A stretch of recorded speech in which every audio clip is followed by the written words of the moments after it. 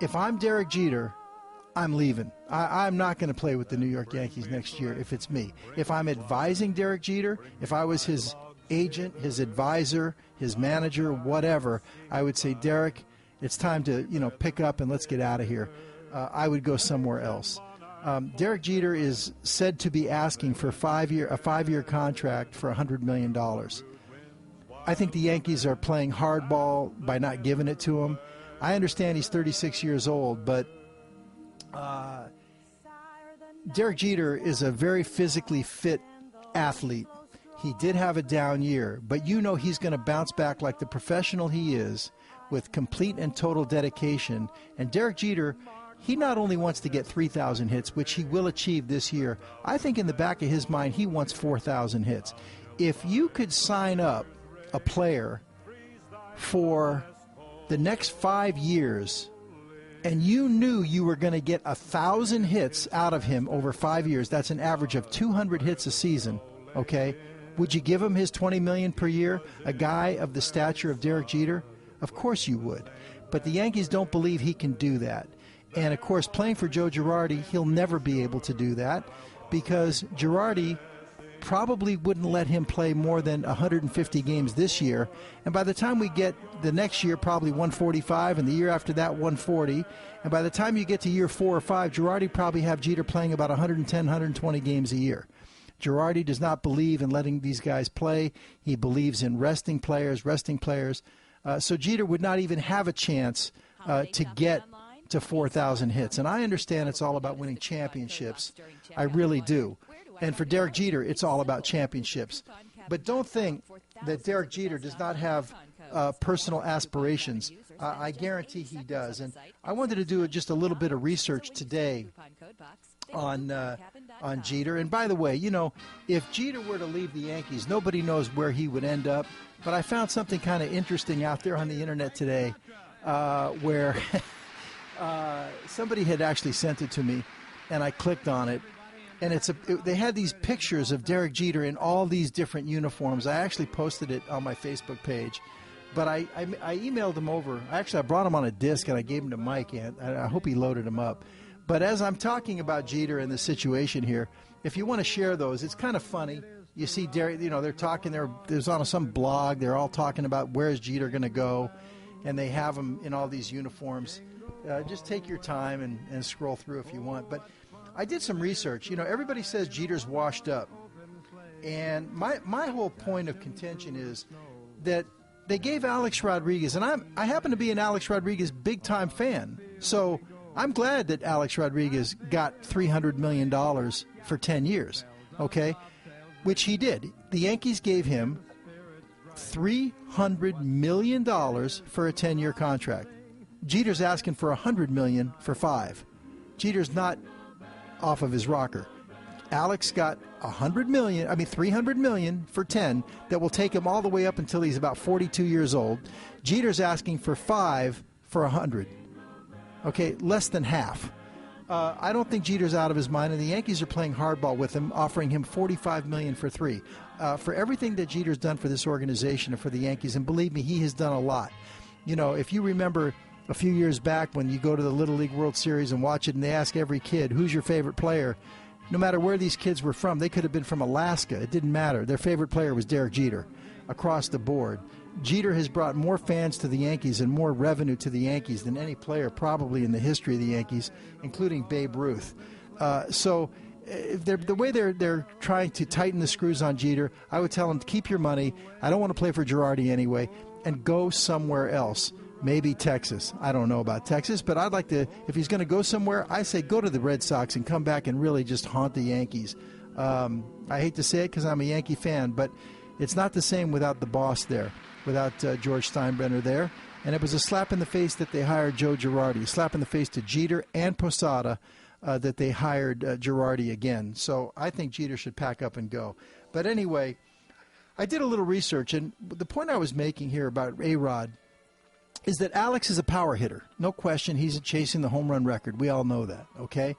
But power hitters, as they get older, their power declines. Now, listen, I understand Barry Bonds was an exception, but Barry Bonds was also suspected of using steroids, so we have to kind of throw Bonds out the window.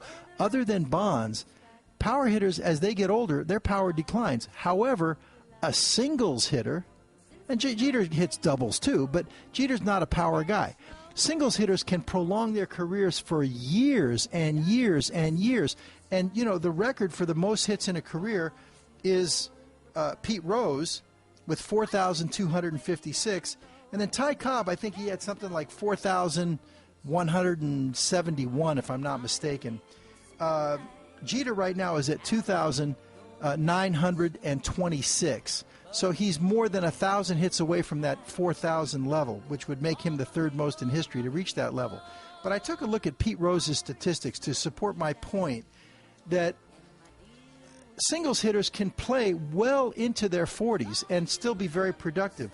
Pete Rose, after the age of 36, okay, think about this. After the age of 36, Pete Rose got another 1,290 hits. We're talking about Pete Rose. Pete Rose was a chunky guy. Don't get me wrong, he was as muscular as they come. He was strong as an ox. But Jeter is a very physically fit, athletic player, okay?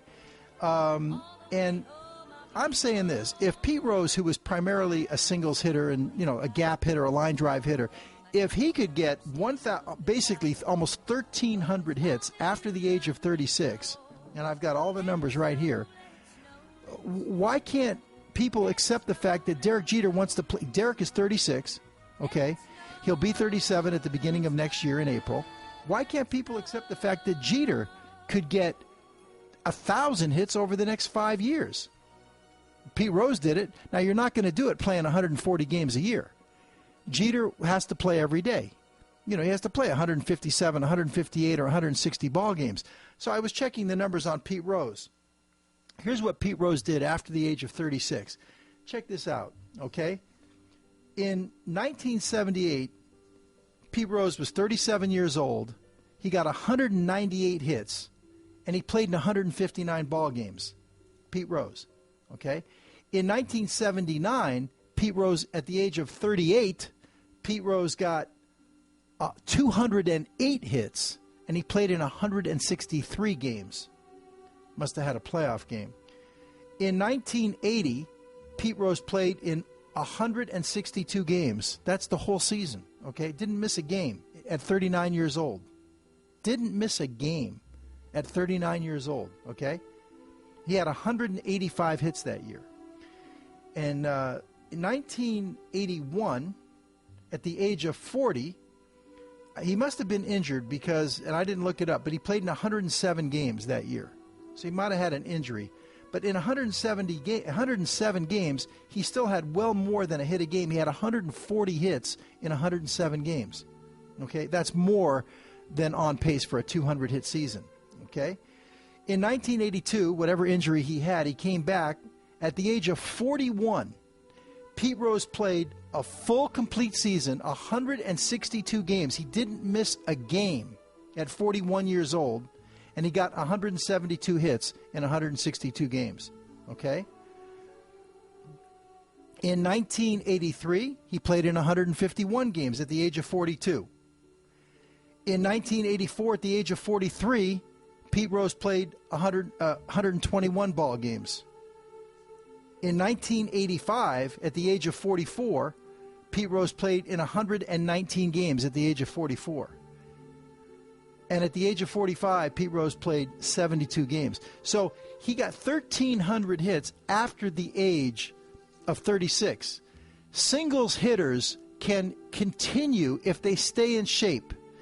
Derek Jeter, in my opinion, has a very remote chance. I'm going to say it now, remote. It's not a good chance. But I would say he has a very outside chance of breaking Pete Rose's record of 4,256 hits. He's got 26 hits, 29-26 at the age of 36. He wants a 5-year deal because he's thinking he can get 1,000 hits over the next 5 years to take him up to the age of 41. And then at that point, He's at 4,000 hits at the age of 41. It's not impossible, okay? And yet the Yankees are saying, sorry, Derek, we don't care what you've done for us. We're going to give you $45 million for 3 years, $15 million. We know that we gave Alex Rodriguez, we know we gave him $300 million for 10 years. That will take him all the way to the age of 42 or 43. But that's Alex. We know that we gave A.J. Burnett 5 years for 82, but we're only going to give you 3 years for 45. He's not done. He's not over the hill. Maybe his best years are behind him. I'm not going to deny that. But I guarantee you, the professional that Derek Jeter is, he is going to bounce back. He's going to dedicate himself. I'm sure he's working out now, okay? And here's the thing that bothers me the most about this. Derek Jeter has made no pretenses about his intentions. He's made it very clear for a long time that he does not want to play anywhere else but the New York Yankees. He wants to be a Yankee for life. He doesn't want to play for any other team. He only wants to play for one team. Okay? I think Derek hurt himself because the Yankees know this. And so what are the Yankees doing? They're using that against him, and they're tightening the screws. And they're saying, why should we give him money, offer him more money when he'll take whatever we offer because he wants to be a Yankee? And they say, well, go ahead out there and test the market. Go see what other teams are willing to pay. Now, maybe there is not another team that's willing to give him 5 years for $100. Probably not. Okay? But if he's not going to get 5 years for $100, which the Yankees should just fork it over, in my opinion, but if he's not going to get it, then go play somewhere else for cheap money. Really. Do you really want to play for Joe Girardi, who's going to make you sit out 15 to 20 games this year? Do you really want to go through that? Another season of Girardi blowing it again? You say, well, Girardi won the World Championship 2 years ago. Well, let me tell you something. Anybody who watched that season, if you know anything about baseball, you would know the Yankees won in spite of Joe Girardi. They should have had the pennant clinched or the division clinched, way before they did. And this past year, they should have had the division clinched, literally the first week of September. Girardi started resting everybody, and they almost blew it, okay? So are we going to really sit back and watch? To me, the Yankees are done. They should Jeter should just find a new home. And if I were Jeter, I would recommend go to Boston. Go to the Red Sox, play for a guy like Francona, okay? Go somewhere where you can have a manager that understands baseball the old-fashioned way. That guys want to play every day, guys can play every day. You're not going to break down, you're not going to wear out. Jeter can play hurt. He does it all the time. He's a pro, okay? Guys of 20 and 30 and 40 years ago played every day past the age of 36. You're going to tell me that today, with today's training methods and nutrition and weight training and workout systems and exercise systems and everything else that we have now, with the knowledge we have now, that nowadays guys are more fragile than they were 40 years ago? I don't think so. Jeter is going to have a tremendous season wherever he plays this next year in 2011. I would challenge Jeter and say, if I was his manager, say, Derek, everybody thinks you're done.